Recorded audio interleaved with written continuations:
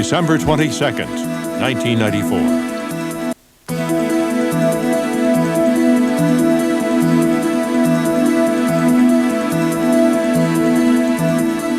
Ira Gallen's collection of toy commercials is as old as television itself. He took us on a tour of his TV ads from his New York City archive. Here he comes, greatest toy you've ever seen, and his name is Mr. Machine. If you start looking back at these commercials from the 50s and 60s, the toy commercials are probably better than the toys themselves. They're much more memorable than the toys themselves. Into the deepest jungles went Pressman toy makers looking for something new. The Pressman Witch Doctor Head Shrinker's Kit.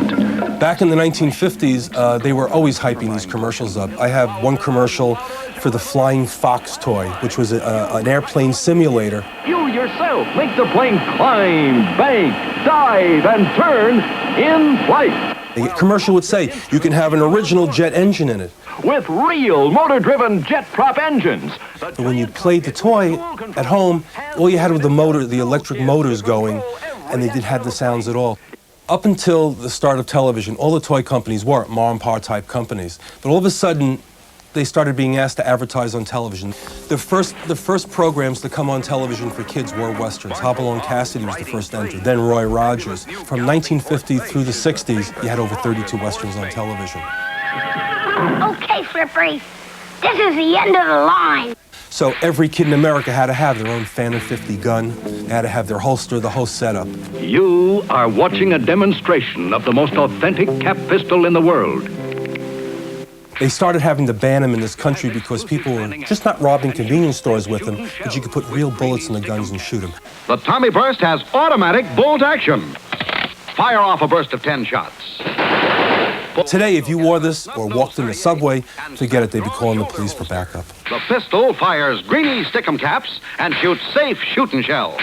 Back in the 50s and 60s, it was right after the war, the guy was supposed to take care of the family and the woman was supposed to take care of the kids at home. And that's the way all girl commercials were back then.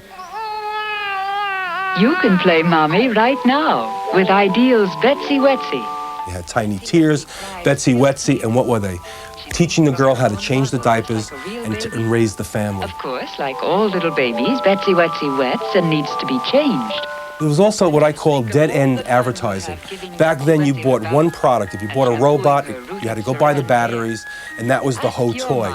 Today, and it really started with Barbie, you have accessories for everything.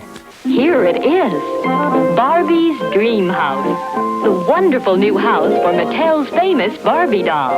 It's completely furnished with Barbie's own dressing table, bed, studio couch, TV, and hi-fi. G.I. Joe, fighting man from head to toe, on the land, on the sea, in the air. G.I. Joe came 5 years after the success of Barbie. All of a sudden, Hasbro realized they can have a larger size doll for boys, but it wouldn't be looked at as a boy playing with a doll. You'll have the greatest realism, the greatest fun you ever had in playing soldier. All the toys back in the 50s were toys related to professions.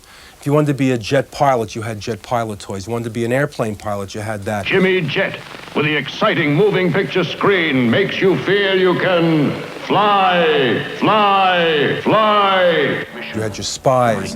You had your train collections. If you were into cars, you had cars. This lever puts the power winch into action. And Big Bruiser does it again. Back then, if you had your gun commercials, you had your doll commercials, people weren't making TV shows out of it. Everything today is a hype for a toy or some type of product to sell. If you see a movie today or a television show, it's almost like a 30-minute or a 2-hour commercial for a toy product. Captain Picard orders full shields from Lieutenant LaForge in engineering. Suddenly there's an alien presence on the ship. Back then, if you had a John Wayne movie, you didn't have John Wayne products after that.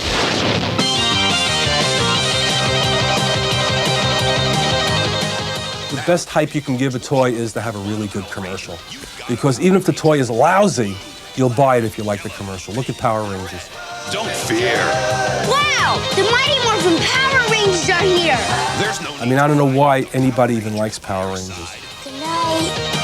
Today, I haven't seen a toy that's hit the market that has really held up. What has held up over the last 20 or 30 years G.I. Joe, Barbie. Barbie, you're beautiful. The oldies are still the goodies. Someday I'm gonna be exactly like you. Till then I know just what I'll do.